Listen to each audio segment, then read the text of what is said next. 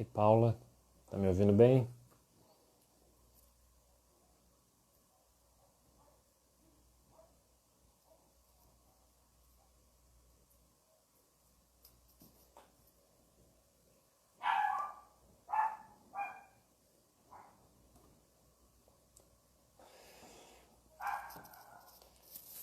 Boa noite, pessoal. Só esperando o doutor Leão entrar para a gente dar início. Ia tomar um café, acabou que não deu tempo. Vou usar esses minutinhos agora para isso.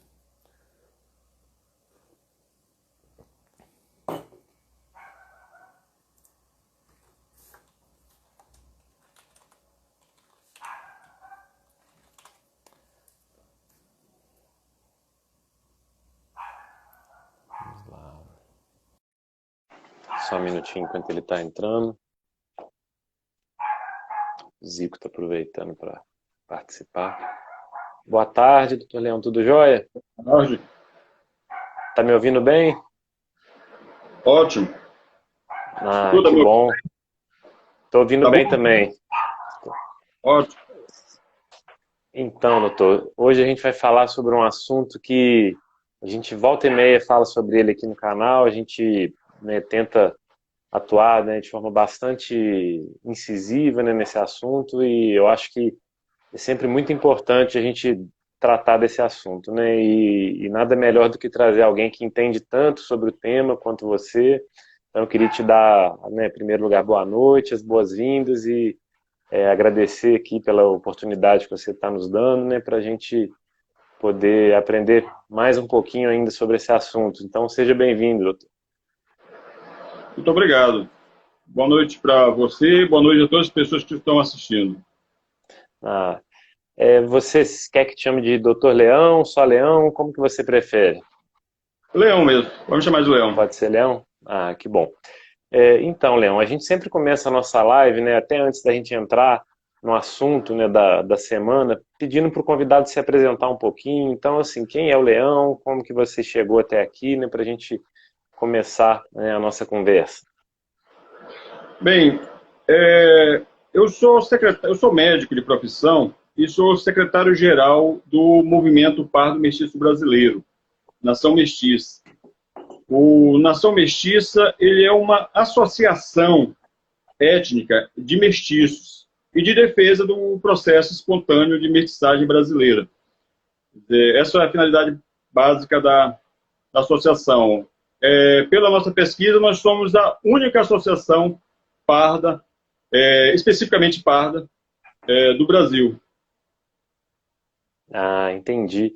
E o que me chamou muita atenção, né, quando eu fui pesquisar, né, e depois que eu ouvi falar sobre o movimento de vocês, é que a gente percebe, né, que o movimento negro ele é sempre muito representado, tem diversas instituições, e havia um vácuo, né, em relação aos indivíduos pardos, né, que são sempre aqueles que não sabem muito bem como se encaixam como brancos, se encaixam como pretos, perdão, como negros, e vem o grupo de vocês para dar voz, né, a uma parcela enorme da nossa população que, e muitas vezes, ela não se via representada, né, nas grandes discussões, né, então isso sempre me chamou muita atenção. E eu gostaria de saber um pouquinho sobre como é que funciona, né, o movimento pardo mestiço brasileiro, por favor. O movimento Nação Mestiça, ele surgiu em 2001 em Manaus e se legalizou, né, ganhou personalidade jurídica em 2006.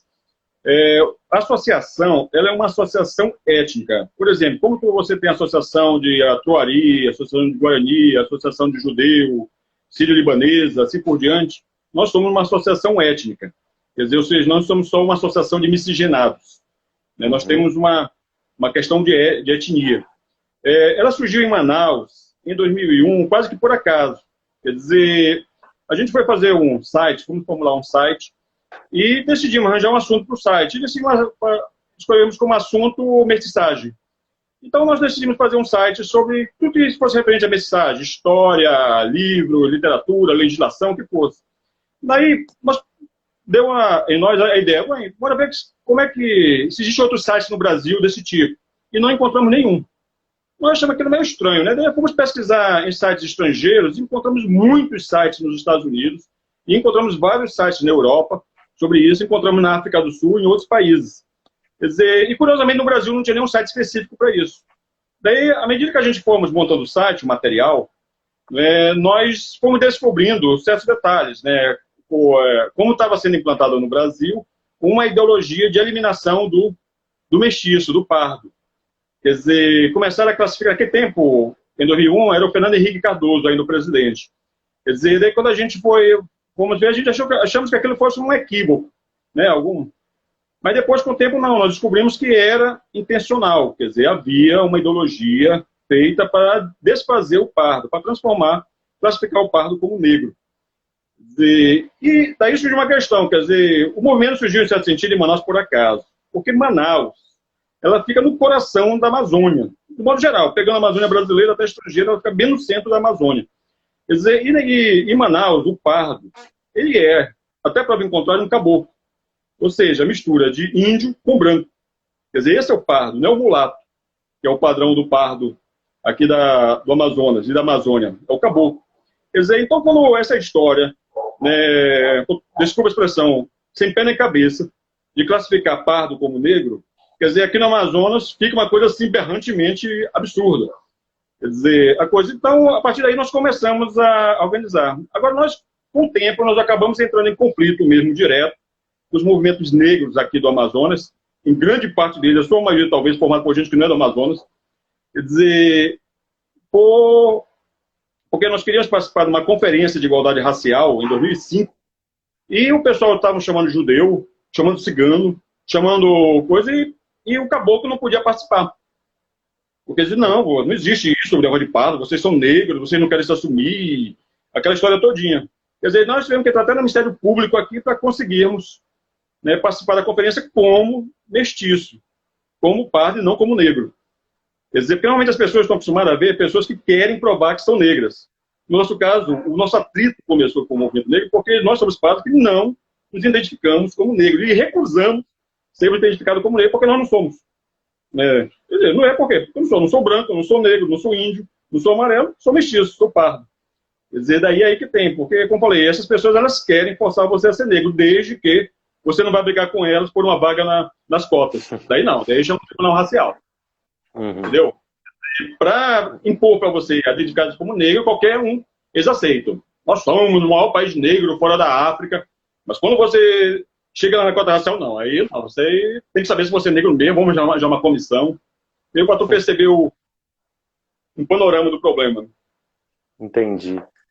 Eu confesso que, até com base em boa parte das informações de internet que são desencontradas, e até de doutrina que fala sobre o assunto, que até nós aqui no escritório sempre entendíamos que a categoria negros englobava os pretos e os pardos, né? E foi por meio das conversas com vocês, né, com a sua equipe, que a gente passou a entender, né, isso de uma forma diferente.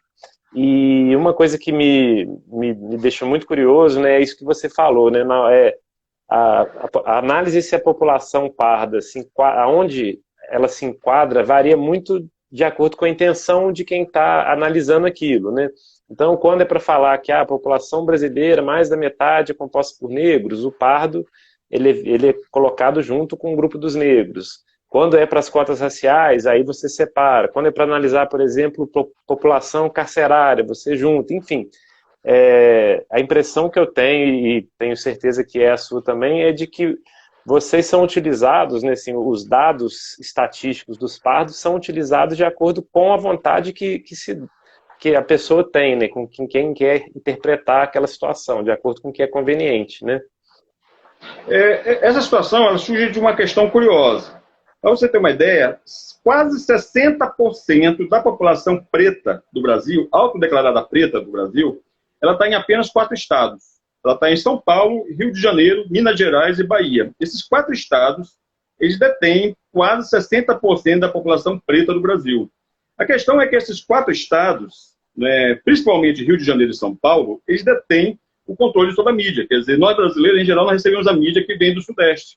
Quer dizer, aqui no Norte, tá, a gente assiste novelas, no time de futebol aqui o pessoal torce por Flamengo e por Vasco. Quer dizer, a presença, né? O Sudeste ele tem para o restante do país mais ou menos a influência que os Estados Unidos têm para a América Latina. Quer dizer, ele é o grande núcleo de opinião. E os movimentos negros, eles estão localizados normalmente, né, nessas regiões. Por isso que eles têm um acesso à mídia maior do que nós aqui do movimento pardo, né, da região norte aqui de Manaus temos. Quer dizer, só que a coisa aqui é curioso, porque, por exemplo, o Amazonas, segundo o censo de 2010, é o estado com o maior percentual de população parda do país. Quer dizer, 69%. Quer dizer, nem no sul, no sudeste, em outras regiões, você tem um percentual tão grande. O segundo, se não me engano, é o Pará. Quer dizer, e curiosamente, esses pardos, como dissemos, ele o fundamento dele é o caboclo, não é nem o mulato. Quer dizer, classificar mulato como negro já é errado, já não tem pé nem cabeça, é absurdo. Agora, no caso do caboclo, é mais absurdo ainda, porque a identidade dele é do índio com branco, quer dizer, ele não tem a identidade do caboclo não precisa de uma origem preta para ele ser caboclo. Quer dizer, então, mais ou menos, é esse o quadro. Agora, essa questão de classificação, por exemplo, nunca houve nos censos nacionais, desde o de 1872, que foi o primeiro, nunca houve a categoria negro.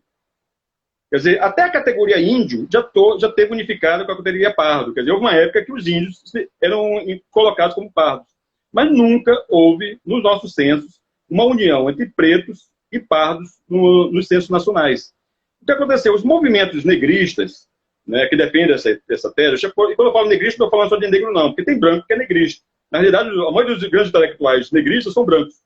Quer dizer, eles defendem essa fusão. Então, como eles não conseguiram fazer isso no IBGE, ainda que eles estejam tentando, e a gente percebe no IBGE como está havendo uma pressão ainda, até nos termos que eles usam, quer dizer, eles criaram uma lei, colocaram o Estatuto de Igualdade Racial, classificando a população negra à soma dos pretos e pardos. Ou seja, aquilo que eles não conseguiram no IBGE, eles inventaram uma lei e colocaram. Uma lei, por sinal, aprovada sem nunca ir para plenário. Uma lei que foi passando por artimanhas, né, de Congresso mesmo, e conseguiram aprovar essa lei. Mas só para eu ler aqui, vou ler rapidamente, olha só o conceito de pardo do IBGE, né, no PNUD. Pardo significa mulato, cabocla, cafusa, mameluca ou mestiça de preto com pessoa de outra cor ou raça. Esse é o termo usado pelo IBGE para pardo. Então, mameluca, ou seja, caboclo. Quer dizer que caboclo é negro é uma coisa sem fundamento, inclusive histórico, porque a legislação brasileira, ela cita, existe um decreto-lei que cita mestiços, junto com indígenas. É um decreto-lei que fala das pessoas que fossem se alistar, do alistamento militar, né, no sertão. Então, que os indígenas, que os índios e mestiços teriam um determinado tratamento. Existe um decreto da época do Segundo Império que fala também em mestiços que viviam em comunidades índias. Ou seja, a relação do mestiço histórica, ela surge com o índio, não com o preto. Quer dizer, e muito menos com o negro, né? Que negro é um termo que também tem a ver com isso, né? Porque negro é um termo usado para escravo. Quer dizer, por isso que os índios escravizados são chamados de negros da terra. Quer dizer, ou seja, para quem descende de índio, a palavra negro tem uma conotação extremamente ofensiva. Até isso. Quer dizer, fizeram uma lei tão absurda que impõe a você um termo que você considera ofensivo. É como a população escrava vai ser composta pelos pretos e pelos pardos. Entendeu? Quer dizer, está lá, e ninguém está inventando, não. Isso aí está na registro histórico, dicionário, você encontra lá. Negro significa escravo. Mas tudo bem. Foi isso que eles colocaram, né? É mais ou menos um quadro resumido do problema, né? Sim, e acaba que com isso, né, a legislação ela sempre trata dos pretos de forma conjunta com os pardos, né, e inclusive para fins de cotas, né, e as cotas elas já estão aí, né, há praticamente 15, 16 anos, elas vieram evoluindo, né, de acordo com o que eu imagino, né, eu acredito que ela tenha tido um pouco de debate no início, depois ficou por muitos anos longe desses debates, só que nos últimos anos isso voltou de uma forma muito forte, né? Essas denúncias, esses movimentos de exposição de alunos que supostamente estariam fraudando o sistema de cotas, e assim, eu acredito que em boa parte isso tem acontecido pelo fato, né, de grande parte da população não ter as informações corretas e também pelo fato de que boa parte da população ela entende que as cotas elas deveriam ir apenas para os pretos e acaba deixando os pardos relegados ao segundo plano. Então, boa parte dos indivíduos que se autodeclaram como pardos acabam tendo isso, acabam vendo isso ser alvo de discussão e ser alvo de processos administrativos e processos judiciais, justamente com base nesse olhar equivocado e um olhar, de certa forma, até preconceituoso, né? E eu queria saber como que você enxerga atualmente essa questão das cotas raciais nas universidades públicas? Olha, a lei de cotas, observe um detalhe na lei de cotas. A lei de cotas, ela não cita negro. Pode observar, a lei de cotas, ela cita pretos, pardos, indígenas. E depois eles acrescentaram pessoas com deficiência da população. E sabe por que não cita negro? Porque durante o projeto todinho, para poder lá ser aprovado, o senador Paulo Paim, que era quem encabeçava isso aqui, ele pegava e apresentava o texto, constava cota para negros e pardos. Negros e pardos. Todo o processo de tramitação, o termo era negro e pardo. Ora, se a lei tivesse saído com cotas para negros, pardos e indígenas, ficaria evidente que negro é uma coisa e pardo é outra. Então, foi que o senador Paulo Paim, do PT do Rio Grande do Sul, fez. Na véspera, quando o projeto já estava para ser sancionado, já estava no finalzinho do processo, ele fez uma emendazinha dizendo que era redundante colocar negros e pardos, porque o pardo já era negro. Então, a cota deveria ser para os pretos e pardos, ou seja, de modo a enquadrar a lei dentro da ideologia do negrismo. Quer dizer, só que com isso, ele gerou um problema, porque pelo texto da lei, você pode observar que as cotas para pretos e para pardos são específicas. Ou seja, pelo texto da lei, os pretos têm que ter cota para os pretos, os pardos têm que ter cota para os pardos, os indígenas para os indígenas e os deficientes físicos para os deficientes físicos. Ou seja, são cotas separadas. Independente de pardo ser negro ou não, a cota do pardo, pela lei de cota, tem que ser separada. E o que aconteceu? Quando essa lei de cota começou a funcionar e as universidades começaram a aplicar, nós aqui do Amazonas, Nação Mestiça, entramos no Ministério Público Federal para que as cotas fossem separadas. Daí, quando algumas universidades começaram a reverter, o Ministério Público Federal noticiou as universidades que a gente tinha citado e elas começaram a relançar o edital separando as cotas. Daí, a presidente Dilma, na época, lançou uma portaria, lançou um decreto, que foi o decreto 7824, de 2012, e depois o Mercadante ele lançou uma portaria dizendo o seguinte, na portaria dele, que as universidades, de acordo com a sua autonomia, aí, veja bem, ele pulou para a autonomia, ele largou a lei e pulou para a autonomia, poderão, em seus editais, assegurar reserva de vagas separadas para os indígenas. Ou seja, ele falou o seguinte, que as cotas têm que ser tudo junto, em bloco. Ou seja, todo mundo, preto, pardo, indígena, teriam que concorrer junto, no mesmo bloco. Só que com isso, surgia outro problema. Poderia acontecer, vamos dizer, os pretos ficarem com todas as vagas, e os índios nenhuma. Os pardos ficarem com todas as vagas, os índios nenhuma. Ou os índios ficarem com todas as vagas. Quer dizer, surgiu um problema. Então, para evitar esse problema, que é o remendo que ele tentou fazer, ele colocou isso, que as universidades, baseadas na autonomia, poderiam fazer uma cota separada para os indígenas. Ou seja, aqui ele claramente observa isso. Ou seja, porque se é admissível a cota separada para os indígenas, por que não é admissível a cota separada para o pardo? Quer dizer, é uma questão de lógica, né? E também depois o governo Temer, eles fizeram uma emenda, mas mantiveram o mesmo texto. Ou seja, pela lei de cotas, para as universidades, a cota do pardo tem que ser separada. Por isso a gente tem até falado isso para o pessoal. Se você tiver isso, exija a cota separada. Exija que o pardo tenha a sua cota de pardo, porque a lei diz isso. Essa portaria, ela não tem fundamento. Quer dizer, para mim, o governo federal já deveria ter revogado essa portaria.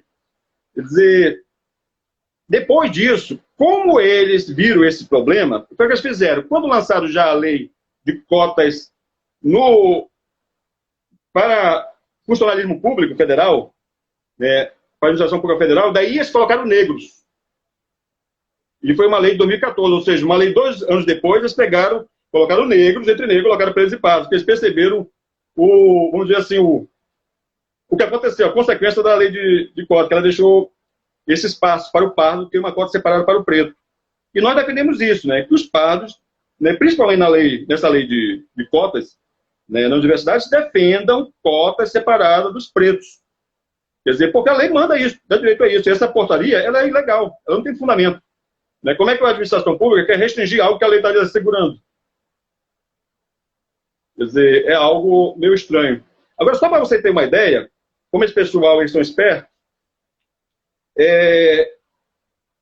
já envolve aquela questão também de legislação de tribunal racial. Tribunal racial.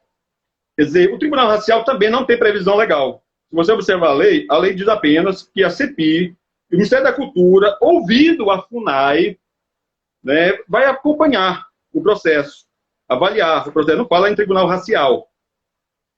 Quer dizer, só que no tribunal racial, daí surge aquela questão. Eles inventaram um tribunal racial formado por negristas que tendem a enquadrar as pessoas no perfil de negro. E, observa bem, quer dizer, é uma coisa realmente subjetiva, quer dizer, a pessoa chega ideológica, não digo nem subjetiva, eu digo ideológica mesmo. Se a pessoa chega lá, um caboclo aqui no Amazonas, observa bem a questão do Amazonas, vamos voltar aqui para o Amazonas para ver a situação como é gritante. Pela lei de cotas, metade das cotas seriam para pessoas que cursaram todo o ensino público, e desse pessoal, o percentual de autodeclaração racial e étnica, segundo o IBGE. Bem, então vamos supor que você tem um curso com 200 vagas, então 200 vagas, mas 100 vagas vão ser para esse pessoal. Dessas 100 vagas, no Amazonas, 69 vagas ficariam para pardos, mais 4 vagas para pretos, que é 4,1% da população de preto no Amazonas. Você teria 73% de vagas. Quer dizer, agora, imagina bem, um estado que tem 4,1% de população preta. Ou seja, aquele pessoal que fica mais próximo do perfil do negro. Quer dizer, e você tem uma população que a sua maioria, que é de 69% de pardo, em regra, caboclo, de cabelo liso, né, que não tem traço negroide. Quer dizer, então essa vaga todinha acabaria caindo na mão de pessoas com aparência física de negro, de preto. Quer dizer, e a pessoa chegaria lá, o caboclo, para reivindicar a vaga dele, não, você é um trambiqueiro, um espertalhão, quer roubar nossa vaga. Entendeu? Quer dizer, a coisa... Daí o que acontece?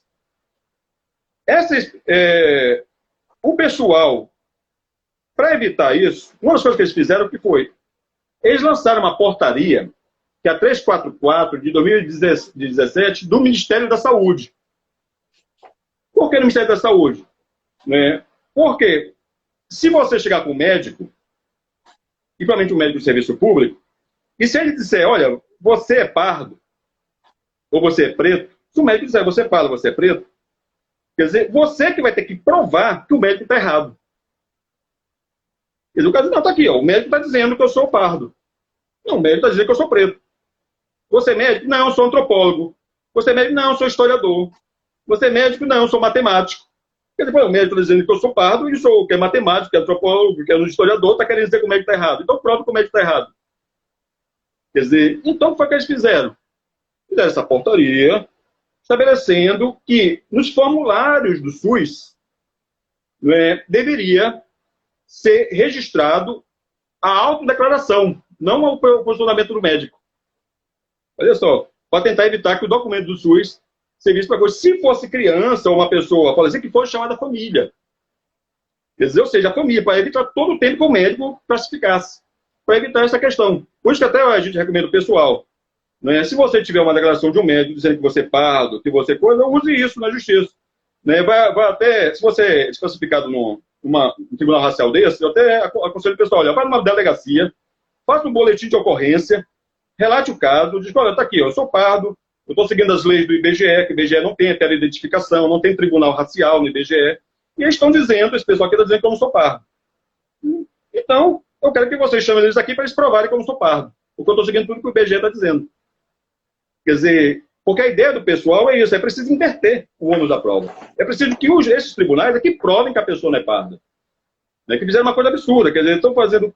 Existe essa questão também, e observa outro absurdo da coisa. Né, outro absurdo da coisa. O IBGE, pela lei de cotas, o percentual é pela autodeclaração segundo o IBGE. O IBGE não usa critério de aparência. Quer dizer, se um pardo com aparência branca disser eu sou pardo, o pessoal, o recenseador vai marcar registrar ele como pardo. Essa notificação, essa declaração do pardo de aparência branca vai pesar no número de cotas. Quer dizer, aí da questão, né? O número de cotas é medido pela autodeclaração. Quer dizer, então, imagina um absurdo. Os caras têm, a pessoa tem aparência branca, se declara parda, essa declaração dele aumenta o número de cotas, depois ele vai lá buscar essa cota e é tratado como se fosse fraudador. Quer dizer, observa os absurdos. Realmente, assim, eu acompanho de perto, né, esses casos, né, e geralmente quando a pessoa me procura, é uma pessoa que ou já foi exposta nas redes sociais, ou já está passando por algum tipo de processo administrativo, né, ou de investigação, às vezes pela universidade, às vezes pelo Ministério Público Federal, e eu percebo que realmente há essa distorção muito grande, né, e achei interessante quando você falou da questão do ônus da prova, né, em vez das universidades, né, de quem acusa ter que provar que aquela pessoa não é aquilo que ela se autodeclarou, você inverte isso e passa para a pessoa esse ônus. E isso, assim, gera diversos problemas, né? E para mim, né, o principal problema são pessoas que ingressaram nas universidades com base no modelo que estava vigente na época e que, se você for olhar bem, ele está vigente ainda hoje na legislação federal, já que as comissões ainda não têm uma lei federal que estabelece, que regulamenta, né, as comissões, isso foi tudo feito por normas inferiores.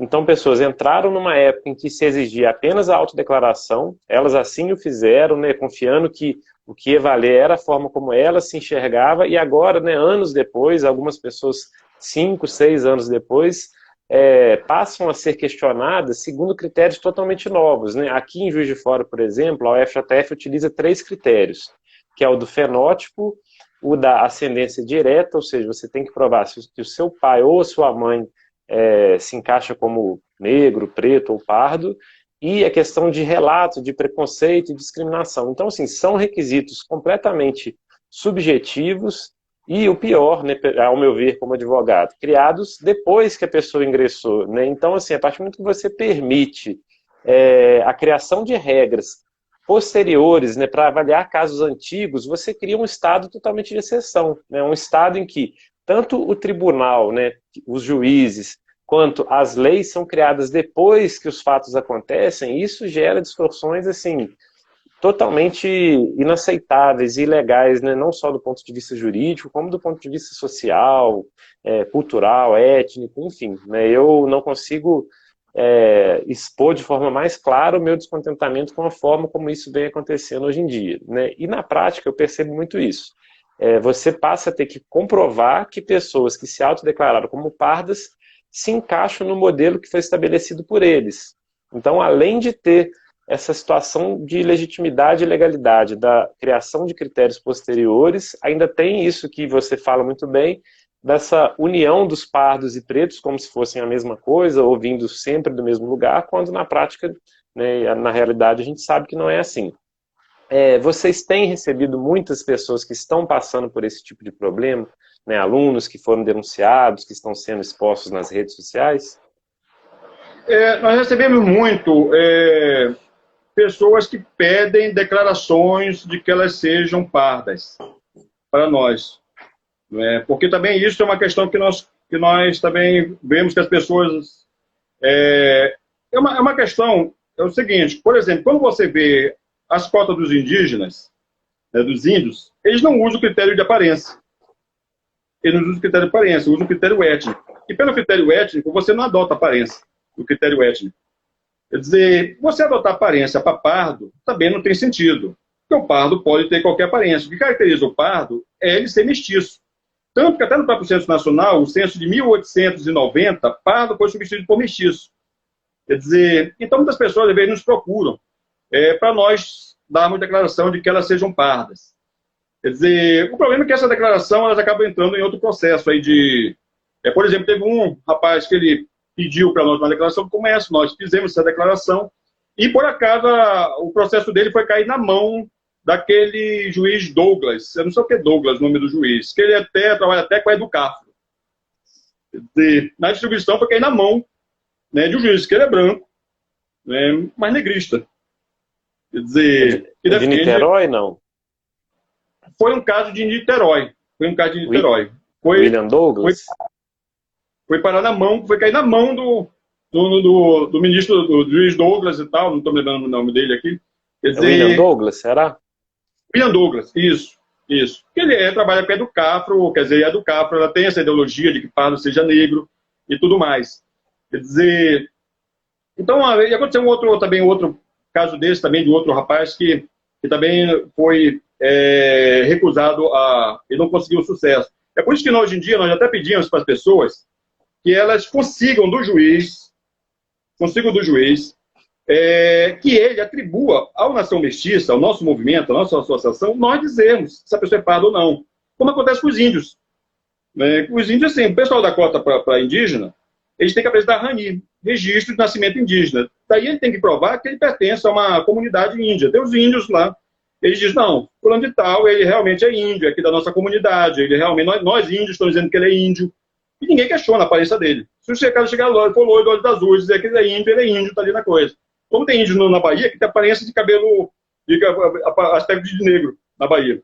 Quer dizer, o critério é ético. Por isso que para o mestiço, para o pardo, não há sentido pessoa de movimento negro ficar dizendo se a pessoa é parda ou não. Como é que uma pessoa de movimento negro, ela se dá o direito de dizer se um caboclo é negro ou não? Quer dizer, meio esquisito, aí chega um caboclo, chega lá, né, um mestiço de cor, ou chega um mestiço de amarelo e branco, que no termo do BGE também é pardo, mestiço de amarelo com branco, e uma pessoa do movimento negro, cheia dessas ideias, sem fundamento de que pardo seria negro, né, vai lá determinar isso. Por que eles não fazem isso com os índios? Eu nunca vi o pessoal questionando a questão de identidade índia porque o candidato a índio não tem aparência. Eu nunca vi, né, fazendo isso.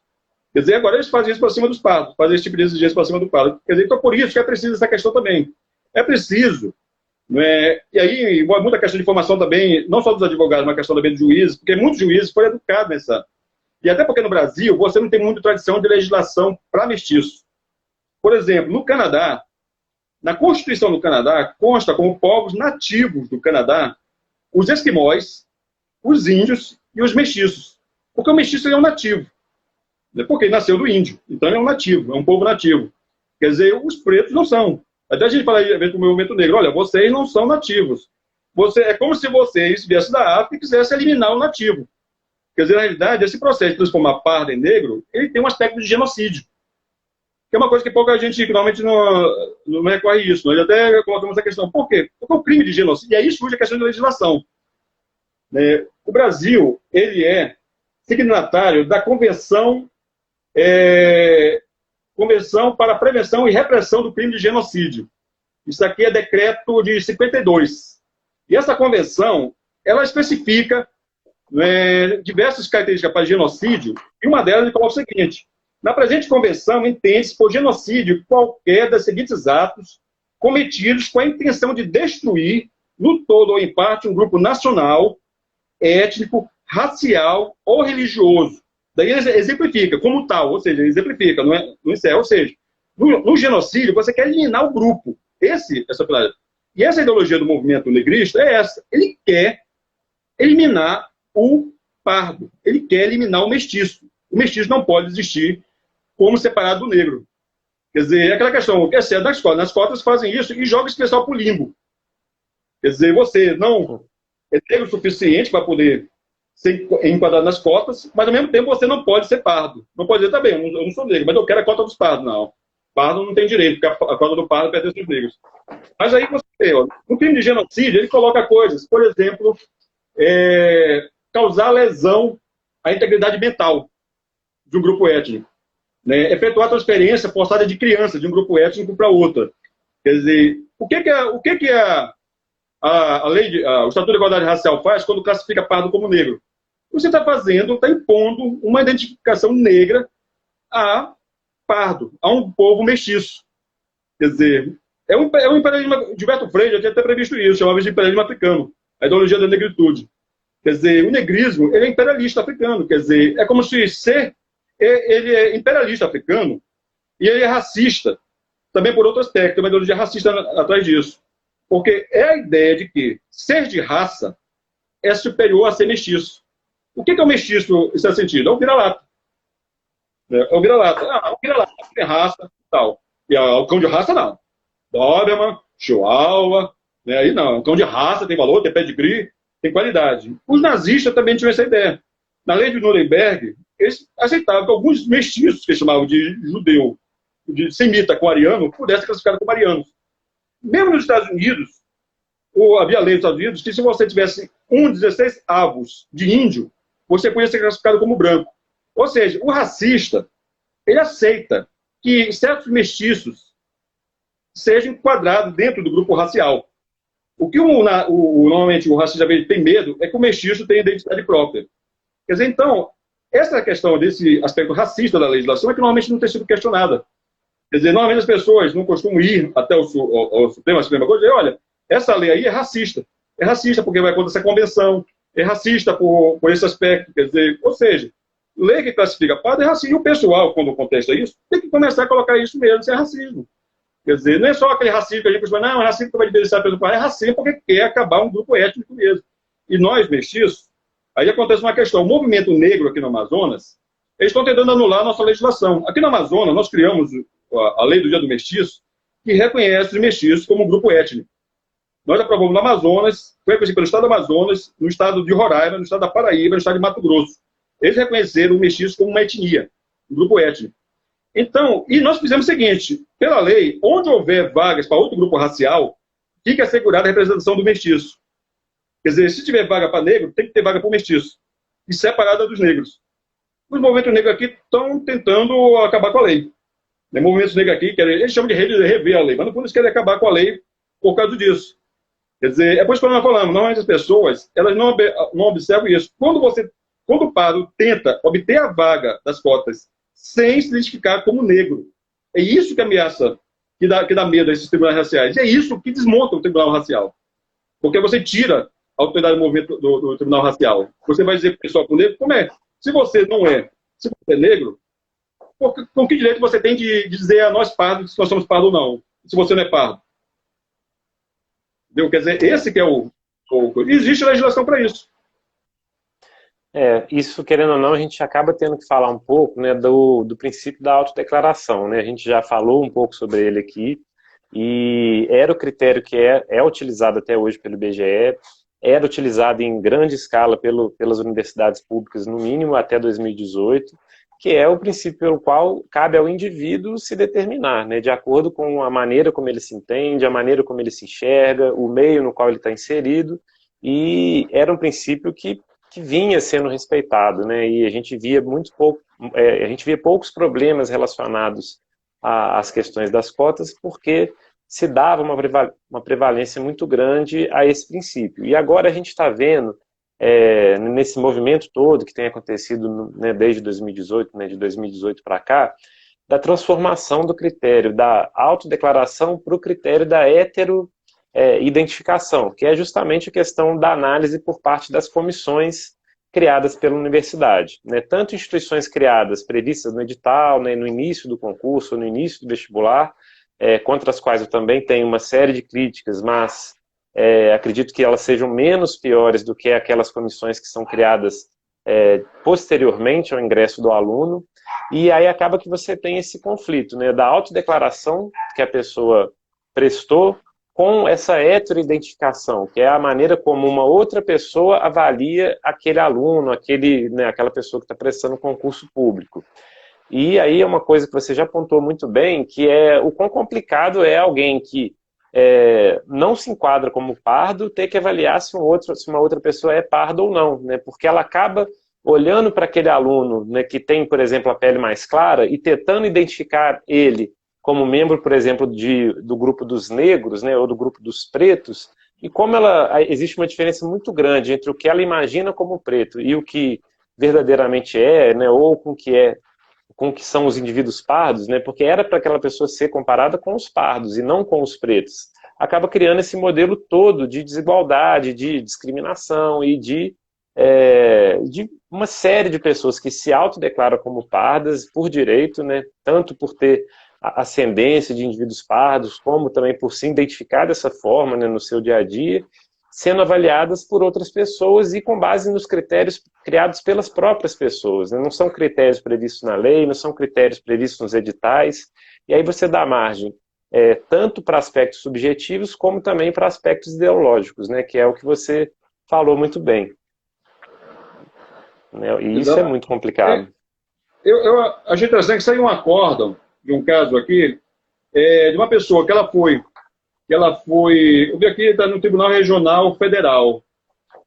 Daí, eu achei interessante esse acordo, foi agora foi desse ano aqui, que o juiz, ele coloca o seguinte, porque a pessoa, ela não foi aceita como sendo negra, né, como se enquadrando, né, o tribunal não aceitou. Daí ela recorreu, a juíza, ela recorreu ao juízo, e uma juíza deu ganho de causa à universidade, e ela recorreu ao tribunal, né, e o tribunal deu ganho de causa à pessoa. E o juiz, e o acórdão aqui, ele consta o seguinte, em que pese os traços fenotípicos, ou seja, de aparência, serem critérios primordiais para a aferição da validade da autodeclaração, não se olvida que a primazia da autodeclaração busca justamente assegurar ao indivíduo que ainda não se detenha, ainda que não detenha traços externos marcantes, tem experimentado os efeitos nefastos do preconceito racial durante o desenvolvimento humano. É interessante, né? Foi ótimo essa coisa, que o pessoal está tendo um pouco de compreender. Até porque quando houve a DPF 186, né, o Supremo, apesar do Supremo ter aceito a ideia de ação afirmativa, de cota racial, o Supremo colocou como uma das justificativas para a existência de ação afirmativa, de modo a permitir, né, as pessoas que eram usuárias, a superação de desigualdades decorrentes de situações históricas particulares. Situações históricas. Por quê? Porque às vezes vou dar um exemplo disso, você pode ser preto e não descender de escravo brasileiro. E a pessoa pode ter uma aparência branca e descender de 4, 5, 6 gerações de escravos. Até porque existe estudo genético que mostra o seguinte, os brasileiros que têm aparência de preto, mais escura, né, mais negroide, em geral, descendem de africanos que vieram para o Brasil no final do escravismo. Quer dizer, ou seja, africanos que no máximo foram escravos por uma geração. Quer dizer, quem descende daqueles pretos que vieram da África em 1620, lá no século XVII, quer dizer, normalmente está em população de pele mais clara. Quer dizer, então imagine que você descenda de um preto que viveu lá em 1620, né, que teve 5 gerações, né, de escravos, quer dizer, e você descende dele. Quer dizer, por mais de 100 anos sua família foi escrava. Daí você vai lá, já com a aparência de branco, e de a cota, se declara como para de a cota. Daí chega uma pessoa, né, que descende de um imigrante africano, quer dizer, que talvez tenha até uma alta renda, né, que tenha sido vendedor de escravo da África, quer dizer, descendo de quem vendeu o escravo para a América, chega lá na cota e não, esse aqui vai ficar com a cota, o outro não. E até mesmo um caso histórico, eu não estou colocando, por exemplo, tem um caso aqui que eu sempre uso como exemplo, do Dom Obá, que foi um brasileiro, filho de escravos africanos, nascido na África, que foram trazidos para o Brasil. No Brasil, os pais dele, que eram africanos, tiveram alforria, e ele, quando ele nasceu, ele já era livre. A mãe dele já era livre. Ou seja, ele era um preto brasileiro e nunca descendeu de escravo. E os descendentes dele também nunca descenderam de escravo brasileiro, descenderam de escravo, mas não de escravo brasileiro. Quer dizer, ou seja, então você tem esse tipo de situação. Você pode ter uma pessoa de aparência branca, que é pobre, né, e que tem um passado muito maior, uma dívida histórica, se existe uma dívida histórica com ele é muito maior do que uma pessoa de aparência preta. E a pessoa de aparência preta, em geral, tem uma chance maior de descender de menos gerações de escravos. Quer dizer, para você ver a questão. Por isso que, se a pessoa vai ter que levar a questão do critério histórico, então vamos levar o critério histórico. Porque aqui no Brasil, surgiu uma questão bizarra. Porque esses tribunais raciais são uma espécie de remendo. De remendo. Por quê? Tem um objetivo político, existe um objetivo político por trás da lei de cotas. Qual é? Transformar os padres em negros. Por quê? Porque os ideólogos da esquerda, Florestan Fernandes, ele achava que você podia pegar os movimentos negros, trazer para partidos de esquerda, como PT, PCdoB, e colocar eles como militância do movimento negro, como militância da esquerda. Eles diziam que era transformar a luta de raça em luta de classe. Essa era a ideia. Então, o PT, quando o PT chegou ao poder, o Paim fez essa lei de Estatuto de Igualdade Racial, classificando o pardo como negro e tal. E uma das justificativas dele dizia por que o pardo tinha que ser classificado como negro. Porque, segundo o Florestan Fernandes, o pardo não se identifica como negro. Quer dizer, o mulato não se identifica como negro. Então, é preciso educar o mulato para identificar como negro. Quer dizer, ou seja, o meu idealizador da coisa, ele reconhece que o mulato não se identifica como negro. E ele dizia, porque se a questão for só racial, o mulato e o negro vão se separar. Quer dizer, o que está acontecendo aqui com a nação mestiça? No momento pardo, nós não aceitamos ser classificados como negros, porque nós não somos negros. Quer dizer, nós achamos um absurdo, é um erro absurdo, é genocídio, é racista, é humilhante, é um bocado de coisa. Quer dizer, e nós vamos continuar brigando. Quer dizer, se me der uma cota para mim, por exemplo, como negro, eu recuso.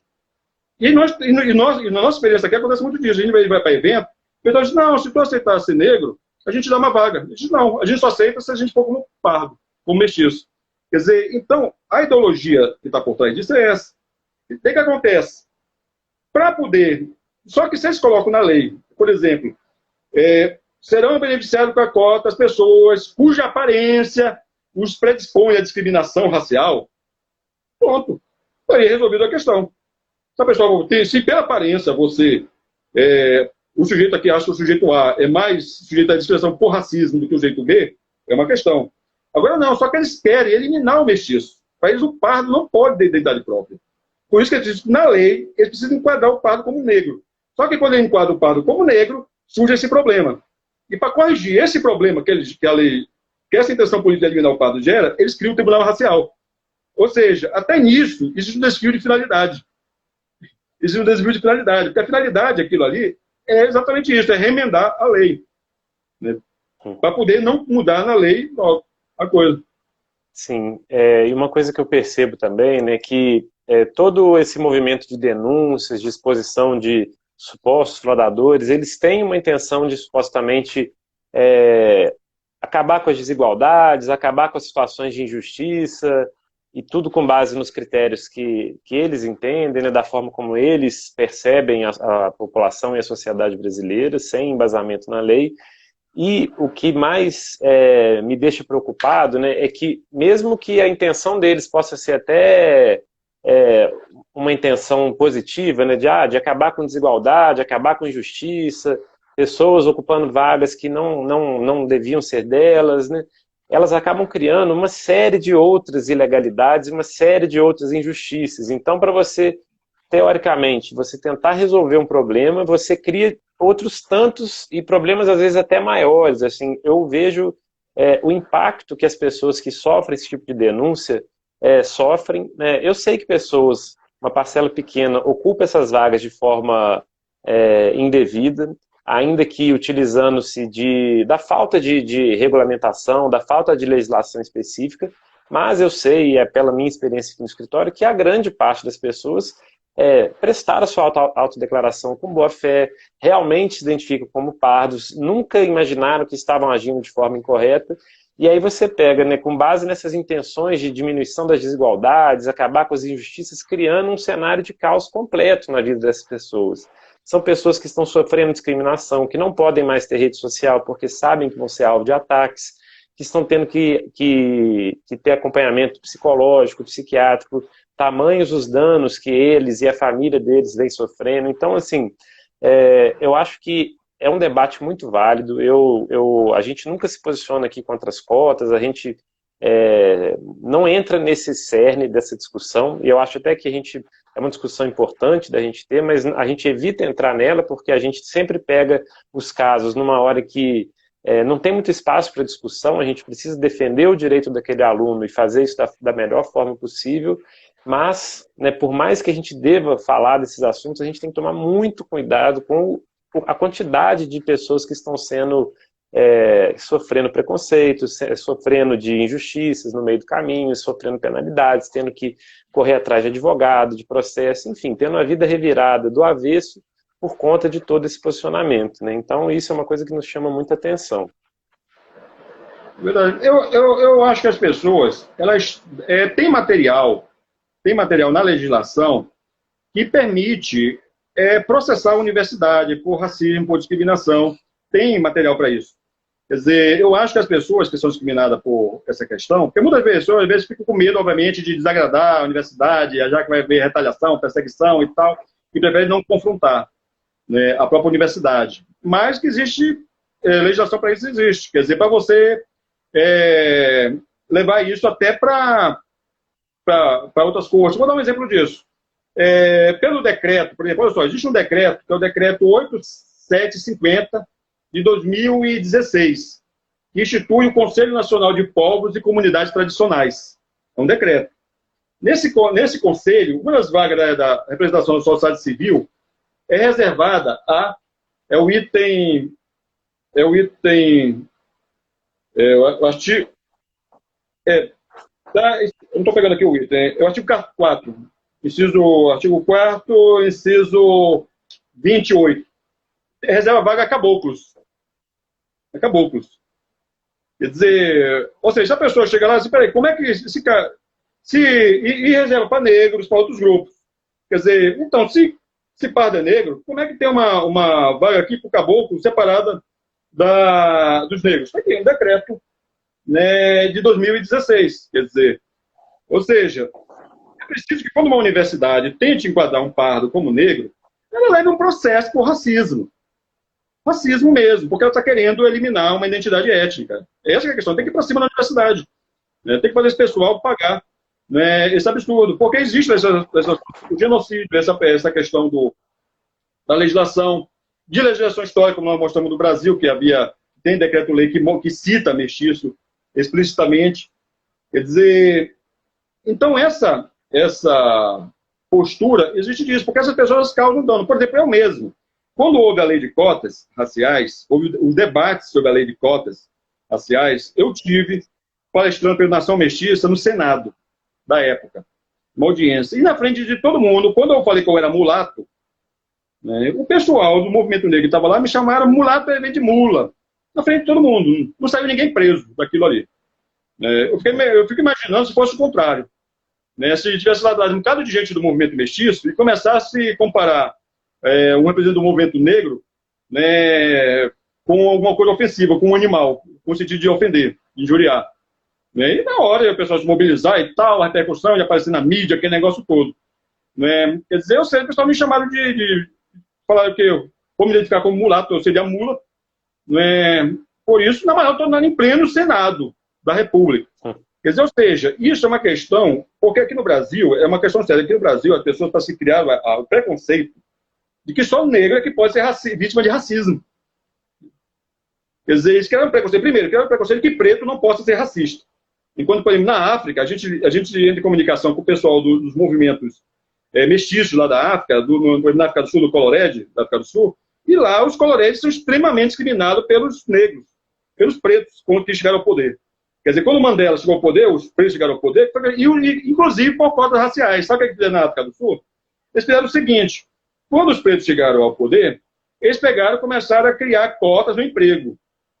Só que a maior província da África do Sul, os pardos são maioria, os mestiços lá são maioria. Eles chamam lá de Colorede. E lá, normalmente, o partido do Mandela não era bem votado. Perdia a eleição. Quer dizer, o que eles fizeram? Eles fizeram um projeto de lei de cotas no emprego e colocaram o coeficiente da população nacional. Ou seja, como os pretos eram maioria a nível nacional na África do Sul, e os pardos e os mestiços lá são minoria, quer dizer, então, a maioria das vagas, mesmo no distrito em que os pardos eram maioria, ficariam para pretos. Né? Ficariam para pretos. Com isso, os pardos eram estimulados a deixar a província e ir para províncias em que os pretos eram maioria. Quer dizer, ou seja, o objetivo do governo era tornar os pardos minoria em toda a África do Sul, de modo que eles pudessem ser dominados pelos pretos. Quer dizer, então, cota racial, essa finalidade, ela pode ser usada nesse sentido, de você fazer mesmo engenharia social, para perseguir um grupo, para eliminar um grupo. Quer dizer, o que a universidade está fazendo é isso. Quer dizer, à medida que eles tocam esse pessoal para dentro, eles estão fechando a porta de entrada, né, para quem discorda deles. E para perseguição racial. E isso que nós vemos aqui na nossa experiência do Amazonas, a gente vê isso, é o uso mesmo de cota racial com finalidade racista mesmo. Inclusive desse tipo de coisa. A gente, né, como eu disse, a gente entende as denúncias que são muito em parte, que acontecem em grande parte por falta de informação, mas a gente sente também que em muitos casos a universidade ela deveria dar um tratamento diferente, né, às pessoas que estão sendo investigadas, porque primeiro que há uma presunção de que quem está ali fraudou, né, e você tem que vencer essa presunção para conseguir um resultado. E né, quando é instaurado o processo administrativo, a gente percebe que os alunos eles são tratados como se estivessem sendo acusados de um crime, né? E inclusive eu tive um caso muito interessante no qual um cliente meu já havia feito uma plástica no nariz porque zoavam dele do nariz, do formato do nariz, fazia alisamento no cabelo, por já ter sido vítima de diversas piadas e tudo mais. Isso tudo ele fez depois de entrar na universidade. E aí a gente utilizou isso para demonstrar que, olha, se a pessoa sofreu preconceito a ponto de ter que fazer uma intervenção cirúrgica, é porque o preconceito está ali, né? Era uma coisa que ela vivenciou no dia a dia. E aí a comissão virou e falou que, como ela fez aqueles procedimentos, era porque ela não se identificava como parda, ou como negro, no caso, né, do entendimento deles. É como se a pessoa fosse um ex-pardo, um ex-negro. E aí eu fiquei diante daquilo falando, gente, que coisa absurda, né? Assim, que critério é esse, né? E na prática, o que eu vi? Eles viram que aquela pessoa tinha o tom de pele muito claro e não importava os outros argumentos que a gente utilizava. Eles já tinham a cabeça feita naquele sentido e trataram aquela pessoa como uma criminosa, né? Uma pessoa criminosa que chegou a sofrer a penalidade de cancelamento da matrícula no 12º período do curso, né? E aí a gente entrou com a ação. E o juiz, na sentença, ele, além de ter dado o ganho de causa para nós, ele chamou a atenção para o comportamento da universidade, falando que era um absurdo a forma como eles tratavam os alunos, como se acusados fossem, e bateu muito nessa tecla, né, do tamanho também do absurdo de falar que a pessoa não mais podia se enquadrar por ter feito procedimentos estéticos, enfim. Eu não chego ao ponto de orientar os meus clientes a processar as universidades, porque eu acho que isso pode gerar também um desgaste psicológico muito grande, né, porque é um assunto que já traz muito sofrimento para as famílias, e quanto antes eles conseguirem se libertar disso, talvez seja melhor em grande parte dos casos. Porém, eu acho que as universidades precisam dar um tratamento mais adequado a esses alunos que estão sendo investigados, né, e não tratá-los como se fossem fraudantes, salvo prova em contrário, fossem criminosos, salvo prova em contrário, e sim o oposto disso, né? Tratar aquelas pessoas como pessoas que estão exercendo o legítimo dever de autodeclaração, de autoidentificação, e que porventura estão sendo questionadas, né, por outras pessoas, por conta de outros critérios que são utilizados. Mas assim, tentar fazer isso de uma forma que sejam minimizados os danos, né? Você pode, e a universidade pode e deve averiguar as denúncias, porque a partir do momento que chega essa denúncia, ela tem até o dever de devolver uma resposta para a população e para a sociedade, porém isso tudo tem que ser feito com respeito ao direito dos alunos, né, e ao direito daqueles que são investigados. É verdade, porque realmente existe uma espécie de lixamento, né? Lixamento da pessoa pública. Na internet eu encontrei, bastante coisa no Twitter, alguém saiu pegando fotos de várias pessoas, e falando, olha isso aqui, né, colocando o nome da pessoa. Quer dizer, e é uma coisa, como eu falei, que é uma coisa meio absurda, porque pela aparência física, o pardo pode ter qualquer aparência. Eu acho curioso que normalmente ele não tem muita coragem de fazer isso com os índios, né? Porque normalmente, quando eles fazem isso com o índio, o Ministério Público Federal vai logo para cima, mete um processo em cima dele, né, um bocado de coisa, normalmente o pessoal não mexe com o índio. Agora as pessoas são muito confiantes em mexer com o pardo. Mas isso acontece, por quê? Porque nós, os pardos, nós, os mestiços, nós temos uma tendência a nos vermos apenas como brasileiros. Nós temos essa tendência, quer dizer, por questão histórica, o Brasil ele surgiu do pardo, quer dizer, quando é que o brasileiro começou a pensar que ele era brasileiro? Havia o índio, que sabia que era índio, de acordo com a sua etnia, o português sabia que era português, e quando surgiu o caboclo, o primeiro pardo, ele nem era índio e nem era português, ele nem era tupinambá, tupiniquim, nem era português, quer dizer, nem era branco, nem era índio. Quer dizer, daí com o tempo ele foi se identificando como brasileiro. Quer dizer, então, mas enquanto que os imigrantes que vieram para o Brasil, imigração japonesa, israelita, imigração italiana, eles foram formando seus clubes, suas associações, né, eles tinham noção de grupo. Então nós não, nós ficamos aqui, né, apenas como brasileiros. Então os pessoal começaram a fazer diversas legislações para defender os interesses deles, e nós, os pardos, ficamos, né, pensando, hoje em dia, por exemplo, vou dar um exemplo disso. Hoje um filho descendente de imigrante, né, de italiano, por exemplo, ele tem direito à dupla cidadania. Né, se a Itália reconhecer. Ele não precisa deixar de ser brasileiro para ter cidadania italiana. Ele pode ser brasileiro e ser italiano. Agora eu, por exemplo, que pelo que eu saiba não descendo de italianos, eu descendo de romano da época do Império Romano, né, mas não descendo de italianos, desses imigrantes. Quer dizer, se eu pegar uma cidadania italiana, eu tenho que perder a brasileira. Quer dizer, por quê? Porque esses grupos, eles começaram a se identificar. Eles começaram a se organizar em termos de legislação. E é isso que nós não temos costume. E nós aqui no Amazonas é que estamos começando a fazer isso. Agora, eu acho que tu vai ter logo outros clientes. Sabe quais são esses clientes que tu vais ter? São políticos. Porque agora, quando eles colocaram essa lei de cota, né, no fundo partidário para distribuição de cor, raça, que surgiu a partir da ideia da Benedita da Silva, junto, né, e foi parar na mão do TSE, com o pensamento do ministro Barroso, ele já manifestou a ideologia negrista. Quer dizer, então vai acontecer o quê? Provavelmente vai acontecer de candidatos que se identificaram como pardos, né, que vão ser eleitos, e candidatos, né, que são suplentes, para pegar a vaga desses pardos que foram eleitos, né, vai dizer, olha, ele não era pardo, a identidade dele é falsa, para poder ele perder o mandato e ele ficar com o mandato de suplente. Então pode aguardar que logo, logo tu vai ter esse novo tipo de cliente. Né? Porque o objetivo desse pessoal é até maior, a gente tem que ter colocado isso. Quer dizer, o objetivo do pessoal é ideológico mesmo, é conquista de poder. Quer dizer, a finalidade desses tribunais raciais, a finalidade política deles é filtrar a entrada na universidade. Então a universidade é formador de opinião. Quer dizer, esses tribunais, em regra, são comandados por grupo de esquerda. Ou seja, no fundo, quando os grupos de esquerda dominam os tribunais raciais, eles podem fazer a seleção ideológica. Além do fato de, em certo sentido, você está comprando a identidade da pessoa. Se eu olha aqui, te assume como negro que eu te dou uma cota em troca. Ou te assume como pardo, como negro, que eu te dou um dinheiro do fundo partidário. Quer dizer, isso aí de pegar dinheiro público, no fundo, está usando para outra finalidade. Quer dizer, mas esse é o quadro. É por isso que eu vou falar assim, quer dizer, tem várias...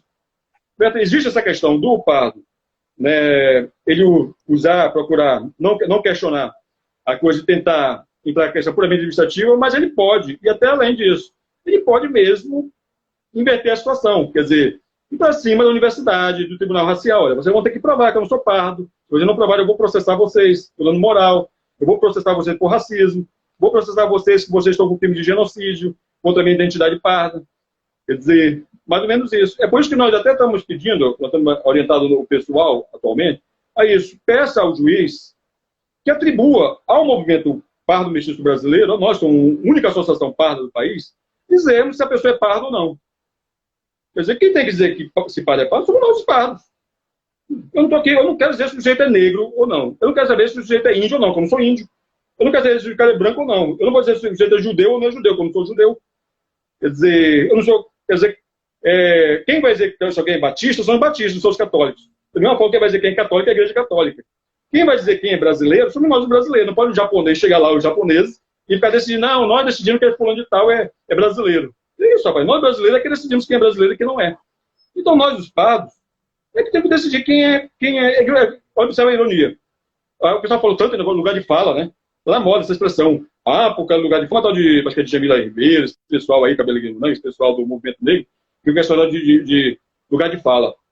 Quer dizer, quando às vezes pega a fala do pardo. Fica um bocado de pessoal negrista falando pela gente que conhece. Quer dizer, depois que a gente até recomenda que o pessoal peça que o juiz atribua a nós, no movimento pardo, dizendo se a pessoa é pardo ou não. Problema nenhum. A gente faz análise de critério objetivo, né? Critério objetivo, não é por esses critérios inventados ideológicos aí não, para ver se a pessoa é parda ou não. E outro que eu recomendo ao pessoal é fazer isso. Tente inverter o ônus da prova. Né? Se possível, consiga um atestado médico, né? Dizendo que você é pardo. Daí eles vão ter que provar que o médico está mentindo. Eles vão ter que provar. Chame outros grupos para essa discussão. Não, eu acho que... O médico vai dizer para o médico quem é pardo e quem não é. Para o médico legista, de preferência. Eu acho que a gente está caminhando, né, já para o nosso final da live, e eu acho que não poderíamos terminar de forma melhor, né? Eu acredito que os conselhos que você deu são muito válidos. Eu mesmo vou utilizar, né, alguns deles para os meus clientes e futuros clientes. E antes só de te agradecer, eu queria responder uma pergunta, né, que chegou aqui 2 vezes, que é a respeito da decadência, né, do prazo de 5 anos que, teoricamente, a administração pública teria para aplicar essas penalidades. Né? A pessoa que perguntou falou que na UFO, né, que é a Universidade Federal de Uberlândia, estão sendo canceladas, às vezes, matrículas feitas há mais de 5 anos, matrículas de 2013. E como é que funciona isso? Realmente, né, existe legislação federal estipulando como prazo de 5 anos para a administração pública anular os seus próprios atos. e então todo mundo que realmente sofre essa penalidade depois de 5 anos de ter entrado na universidade, a gente tem um argumento muito forte, só que ele é um argumento que a gente só consegue fazer ele ser levado em conta quando chega na fase do processo judicial. Não só esse, como quase todos os argumentos que são jurídicos, né? Porque enquanto as discussões elas são feitas apenas no âmbito das universidades, os aspectos levantados são os aspectos criados por eles, né? Os critérios que eles estabelecem. Eles não estão, de certa forma, preocupados com o que está previsto na lei, com o que está previsto, se existe ou não esse prazo de 5 anos, e então a gente não consegue levar essa discussão nos processos administrativos, mas certamente, né, na hora de entrar com o processo judicial é um argumento jurídico muito válido. Bom, doutor, antes que o Instagram nos corte aqui, né, a gente já está aí estourando 1 hora, já acabou de estourar, queria te agradecer e muito, eu acho que a gente tem assunto aqui para continuar conversando mais um tempão, inclusive, né, quem sabe em breve a gente não marca um novo horário, né, para uma nova conversa, né, e com certeza foi uma experiência muito válida para mim, porque eu sempre me identifiquei como branco e sempre tentei ter um olhar de imparcialidade sobre essa discussão toda. Mas eu nunca tinha ouvido o lado de quem realmente representa os pardos, né, que são, no caso, vocês. Então é muito interessante para mim, enriquece muito até os argumentos que eu utilizo nas minhas petições, nas minhas defesas. Então, queria te agradecer muito, né, falar que o nosso espaço aqui está sempre aberto, e falar que a gente vai continuar, né, muito firme nessa briga para que ninguém seja lesado de forma indevida, ninguém sofra preconceito de forma indevida e que as coisas sejam feitas dentro, né, dos critérios de legalidade. Né? Então, muito obrigado, viu? Muito obrigado pela participação, muito obrigado pelo convite. Então tá bom. Muito obrigado a todo mundo que assistiu.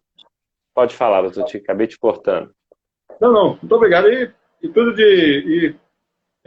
Agradeço as pessoas que assistiram e que vão assistir a esse vídeo.